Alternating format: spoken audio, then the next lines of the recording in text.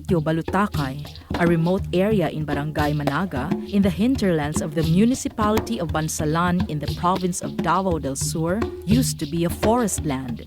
When migrants came during the 1960s, massive deforestation started and continued until the 1990s to give way for vegetable farming, shelter construction, and fuel gathering. This left the forest substantially damaged and only few trees remained, resulting to rapid soil erosion, soil fertility degradation, and dam siltation downstream.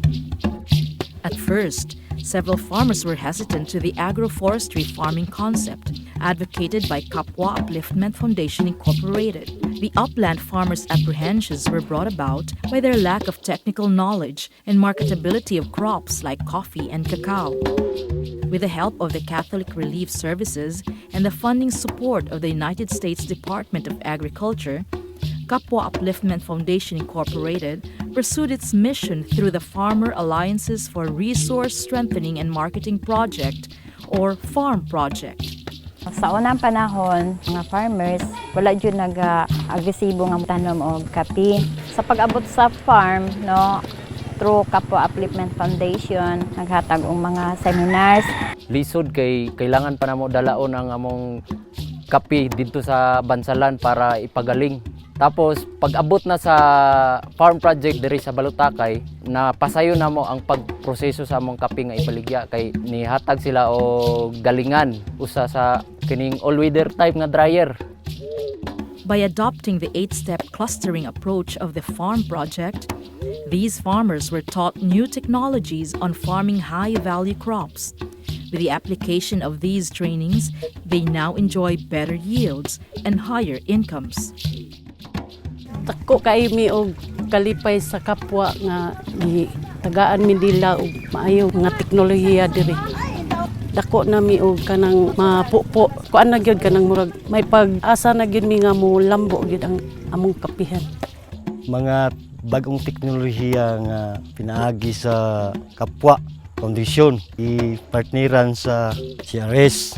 Kabaton mi karon og mga buyers nga international dili ang local traders. Through collective marketing, Balutacay clustered farmers, through their Coffee Growers Association in Bansalan, now delivers a regular supply of dried coffee beans to Monk's Blend in Malaybalay City, Bukidnon.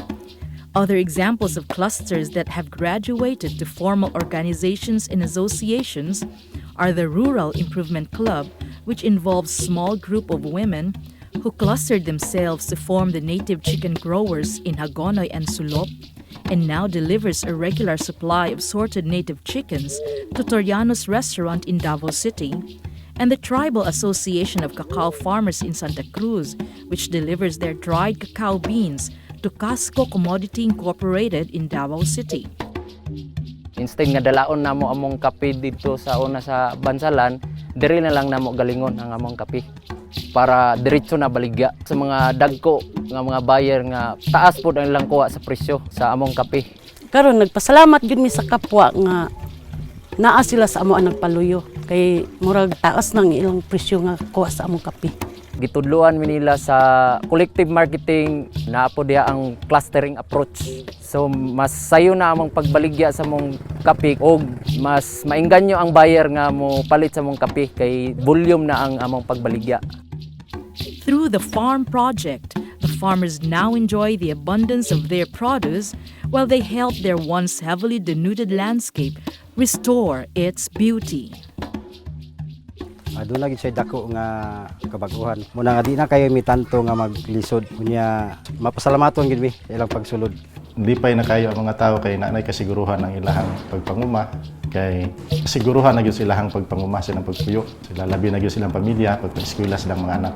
Tanan nga dako kay kog pasalamat nga abot ang mga project diri sa akong barangay.